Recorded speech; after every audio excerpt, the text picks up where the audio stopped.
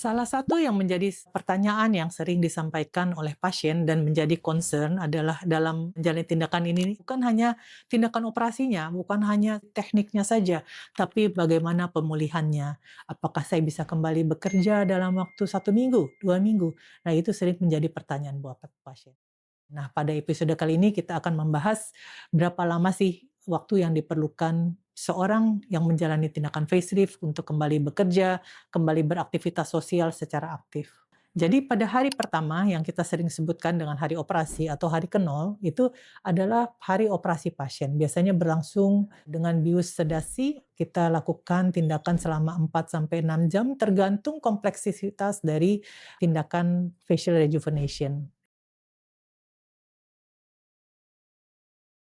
Yang biasanya dikerjakan di plane facelifting, neck lifting, kadang-kadang dikerjakan juga subbrow lifting, temporal lift, atau lip lift, atau fat grafting. Biasanya itu mempengaruhi berapa lama tindakan itu berlangsung dan berapa lama pembengkakan akan berlangsung juga. Jadi di hari pertama itu biasanya pasien akan selesai sore hari, mungkin maghrib jam 6, jam 7 gitu ya, dan kembali ke rumahnya dengan perintah bahwa harus dalam 24 jam itu harus didampingi kemanapun oleh seseorang ya, karena kita tahu pasien masih berada di dalam pengaruh pembiusan. Nah, biasanya pasien kemudian kembali esok harinya, hari pertama.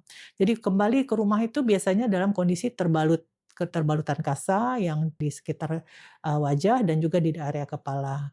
Kemudian kembali besok harinya ke klinik, kita lakukan dibuka semua balutan tersebut.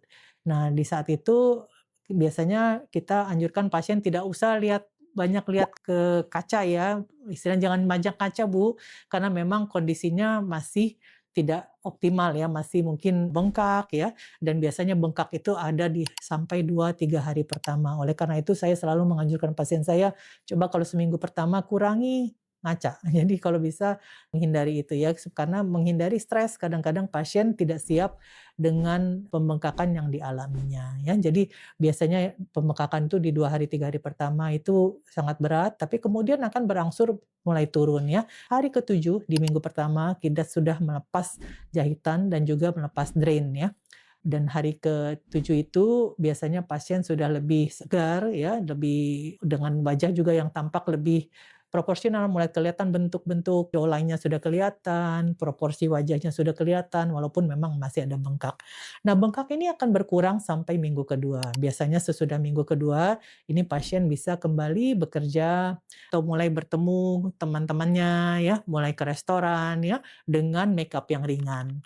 Nah, memang sesudah 1 bulan, bengkak itu sudah hilang 70 sampai 80%. Jadi secara mau ke acara kawinan yang besar, mau punya acara kawinan, biasanya sudah cukup baik. Tentu bengkak ini akan semakin berkurang di bulan ketiga dan bahkan hasil akhir biasanya di bulan ke-6 dan bulan ke-12 itu sudah hasil yang sudah sangat optimal. Nah, di saat itu kita sudah bisa menilai inilah adalah hasil akhir dari tindakan facelift.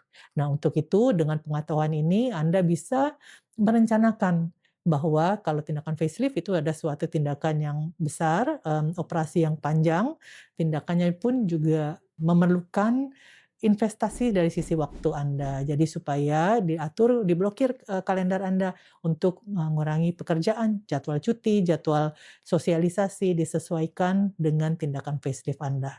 Sehingga Anda tidak perlu stres dalam menjalani tindakan facelift ini. Baik, terima kasih waktunya.